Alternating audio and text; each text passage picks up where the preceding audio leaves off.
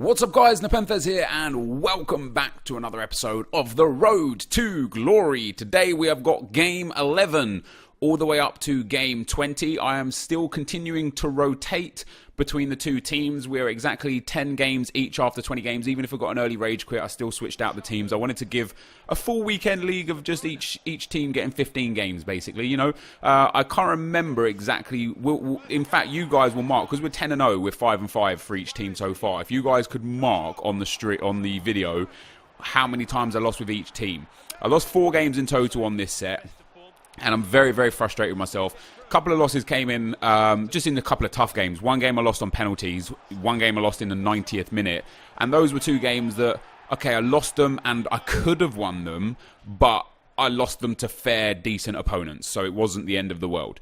The last two games that I lost, I lost because I got angry at the game. No two ways about it. I just got frustrated. I got angry. You know, as I've said over the last 3 years, when I let myself get emotional whilst playing FIFA, when I let the game get the better of me and start getting frustrated, I do two things and it just completely undoes me. I start using second man press constantly. I just never let go of it, and I start switching into my centre backs, pulling them out, trying to win a ball, and it just leaves me super exposed. And because of that, I ended up conceding 6 goals in back-to-back games, and in one of them I scored 5 and one of them I scored 4, and I just sit there and I think, man, if I just stayed composed, potentially I come away with 2 extra wins there, or at least one of those could have potentially been a win, you know. But still, 16-4 after 20 games. It's not the end of the world. We've been here before. We was here last week, actually. I was 16-4. So that was pretty good. And I ended up finishing on 24-6. Ultimately, my aim is always just to get to a minimum of elite. You know, we've been elite last 5 weeks in a row. I'll be happy to go to elite again. Also, I've got a new mic and a new boom arm, and I feel like this mic is like way higher than normal. So if it is, I apologise. Anyway, we've got some comments. The first comment, as per the title of the video, is about TIERNEY. I keep getting told that I'm saying it wrong, but people keep emphasizing it the way that I feel like I'm saying it. TIERNEY and Robertson are not near identical, says Raphael Davidson. TIERNEY is considerably stronger, faster, and better defensively. It's like comparing Kante to Allen. I don't necessarily agree with that. And so what I've done here is I've got what I would use as chem styles on both of them on Footbin, and I've got the comparison up, and I'm going to be as objective as possible, right? I know a lot of people say, oh, when I look at stats, I start, you know, getting into areas where I start being biased towards one player. But I wouldn't be biased in this regard because I want this Scottish left-back, not Robertson, TIERNEY. So once a shadow has been applied, TIERNEY has 99 pace and Robertson has 98 pace. In terms of the context of the video, in context of the comment where I said they are near identical, I think it's fair to say that 99 and 98 are near identical in the grand scheme of things. We then move to shooting, and we can even remove shooting as an object of this experiment because they are left backs, so shooting is largely irrelevant. With that being said, Robertson has 62 shooting, TIERNEY has 60 shooting. I would also say that in the grand scheme of things, that is near identical. We then move to passing, where Robertson has 77 passing and TIERNEY has 76 passing. And Robertson has 1 more short pass, 2 more long pass, 5 better crossing, but 4 worse vision. Now, again, in the grand scheme of things, and this actually favours Robertson for me, in the grand scheme of things, that is near identical. I'm not saying it is identical. There is obviously a difference. That is near identical. The contentions point from Raphael was that he is considerably stronger, faster, which I think is ultimately debatable, and better defensively. Now, when I look at defenders and what they offer defensively, you guys will full well know that the dribbling category is very important for me. And that is because reactions and ball control, in my personal opinion, and you're absolutely okay to disagree with this, in my personal opinion, reaction and ball control are very important in terms of defenders. So they both actually have 81 dribbling, which again isn't even near identical. It is identical. 81 and 81, they're the same. When we look at agility, Robertson has 1 more. Balance, TIERNEY has 5 more, but reactions and ball control, Robertson has 4 more in each category. Tierney actually has 4 better dribbling, and Tierney has 6 more composure. Now, composure, from what we understand from EA, is only relevant in attacking regards, specifically when shooting. So again, because they both have low shooting, composure really doesn't make that much of a difference. I do like higher composure though. So again, in order of being completely unbiased and completely neutral here, the big upgrade on composure for Tierney is a big plus. It's nice. He's got 6 more composure than Robertson. That is a huge boost. When we then look at defending, this is another category where I think Raphael said, try to make out that I've been unfair in my comparison, and he tried to compare, like saying me with these 2 left backs is the same as Kante and Allen being compared. When we look at defending, they both have the same interceptions with the shadow at 94. In terms of sliding tackle, Tierney has 2 more. In terms of stand tackle, Tierney has 2 more. For heading accuracy, which is genuinely irrelevant, like heading accuracy is literally how accurate the header is, but because defensive headers are so poor, I don't think anyone's ever looked at heading accuracy as a relevant stat, but he still has 3 more in that regard, and then his marking is 4 more. So he is marginally better in terms of flat-out defending stats. But, in my opinion, because of the higher reactions and higher ball control of Robertson, it definitely balances that out. And then in terms of physical, he has 9 more aggression, which is actually not a good thing. I know it's higher, but it's one of those ones, and it was explained to me by one of the pro players that I talk to on a regular basis, that and one of the reasons why you actually saw me switch off of putting anchor chem styles on my centre-backs and favouring shadows is because when a player is more aggressive, they are more likely for the AI to step them up to get a loose ball. So if somebody plays a ball down the line and you've got really high aggression on your centre-back, it's likely that the AI control part of the centre-back will push to that ball because he's got high aggression.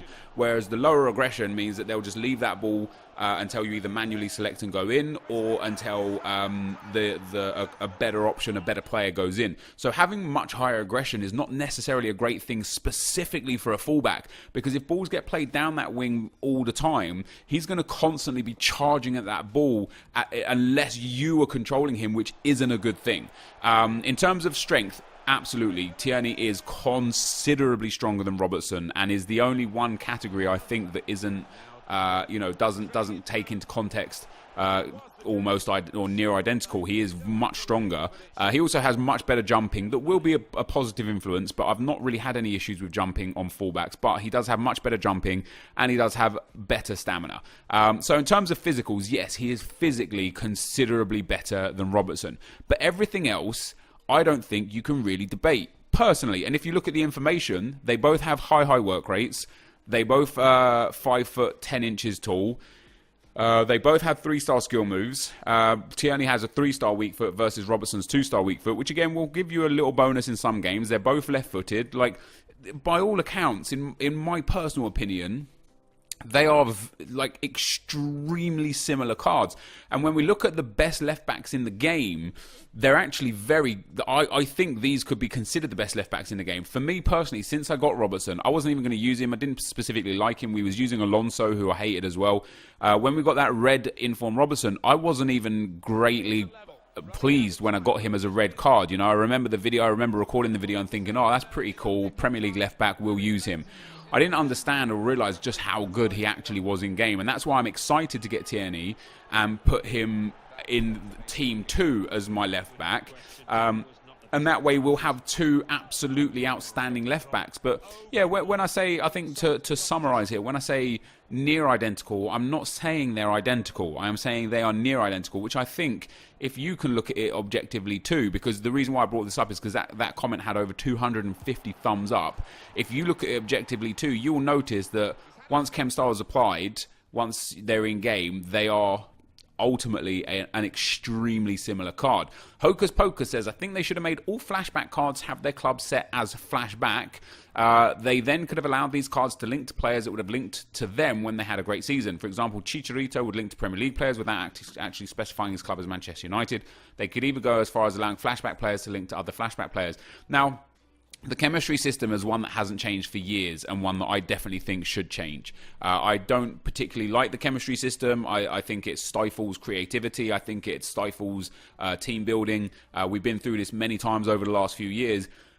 And I've spoken about this kind of idea before, and I love it. What I wish they would do is every time they bring out a team, I would love it if those players all linked to each other, even to the extent of Team of the Week. Like, you know, if Team of the Week 1 players, they should all link to all other Team of the Week 1 players, because they're the team of the week, you know? I think that'd be pretty cool. But yeah, I think in terms of like SBC cards specifically, and the reason why I say SBC cards specifically, people are going to go and think to players like Hazard and go off on a tangent, but we'll get to that. I think all SBC cards, by the way, look at this goal, banger from Suarez. I think all SBC cards should have icon chemistry. They should all soft link to everyone from anywhere and hard link to anyone from their nation. And the reason why I think that is because when we get players like Pato, like Boateng, like TIERNEY, the left back, like the CSL League SBCs, like the Turkish League SBCs, these are such irrelevant cards in the game because you just can't fit them into teams unless you trap them in with icons. So the left back from Celtic, as amazing as he looks, will be very rarely used because there's not enough quality Scottish or SPFL players to get him into a team that can compete in rivals and that can compete in champs. And so if he had icon chemistry where he would soft link to anybody, all of a sudden, you've now got a player that you can utilise in any team. And I know what people will say, oh, but then people are just going to have the greatest teams with, you know, Eden Hazard at left forward and Aubameyang at striker and then Mbappe at right wing linking to Aubameyang. And that's not great. And yeah, there will be some instances where giving icon chemistry to great players will help link them with other great players. But who cares? People already have insane teams. I would love to see more SBC cards utilised because they have better options for chemistry than seeing the same 30 pool of 30 players, the same Kante and Pogba and De Bruyne and Hazard and Aubameyang and Mbappe and Ronaldo and Gareth Bale and Varane, Ramos and Courtois. I can't tell you how many times. I mean, I have them myself. Ferdinand, like Inform Lala or Juan Fran SBC are like the only right backs we ever see, because if there is any other good right back in the game, you can't use them because they don't link to the other meta players. So by giving SBC cards and special teams, by the way, that should have been a penalty. This is one game that I lost. I got furious there. I'm winning this game and I got furious because I did a La Croqueta inside. He slid through.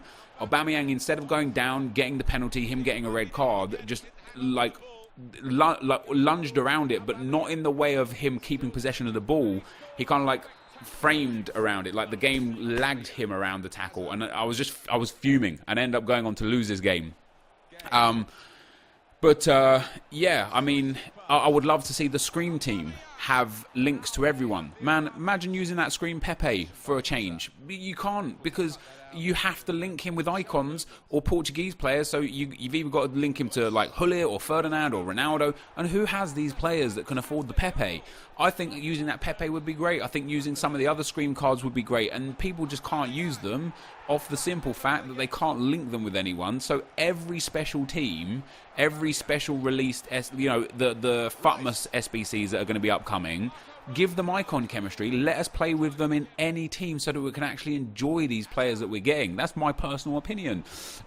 Siaz Wan says, I know I'm going to regret not making Pato from this video's thumbnail. Obviously talking about the last video. I fell asleep with 3 hours left for his SBC. There goes my dream of building a nice Brazil team. He is amazing. His goals to game ratio has like slowed down as I've come up against more increasingly better opponents. But yeah, generally speaking, Pato is absolutely fantastic. La Flame says, you're going to do some squad builder showdowns with Andy anytime soon. Love seeing you collab with other FIFA YouTubers. Yes, we're going to do one of his Christmas special editions. I think he said our video's set for like the 17th or something. So yeah, we're going to get in there.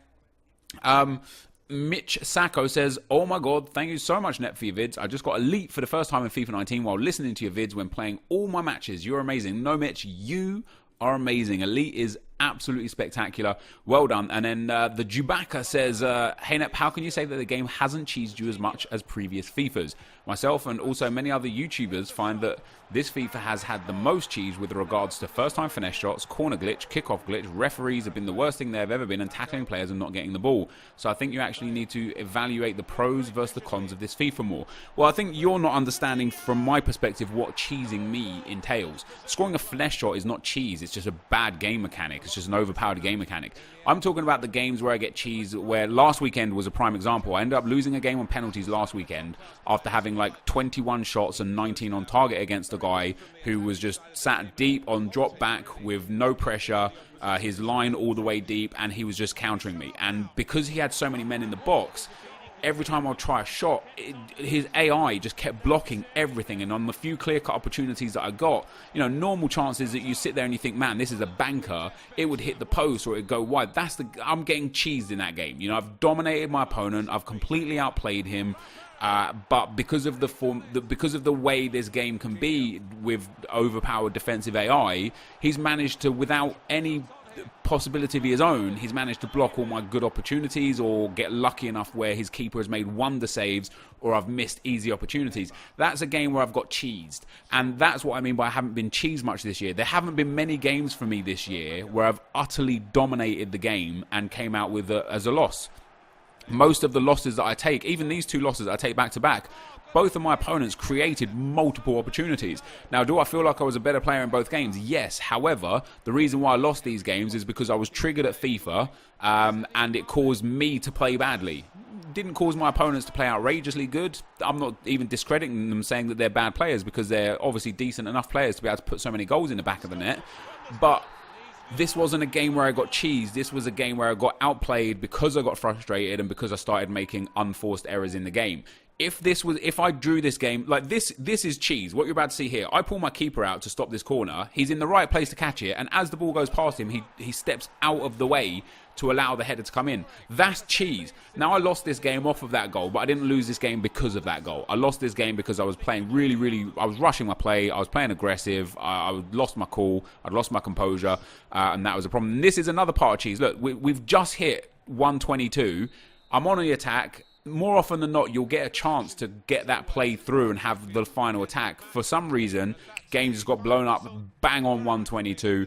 I'd say that's a bit of cheese. Maybe that's actually fair, but that doesn't happen all the time. But that's what I mean by cheese, really. I just mean the times where the game is just so anti-you. I don't mean finesse shots or corner OP or kickoff OP, because those are just instances in the game that we all have to deal with on a day-to-day basis.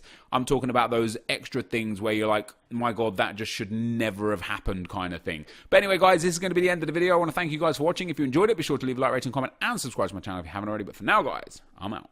Peace.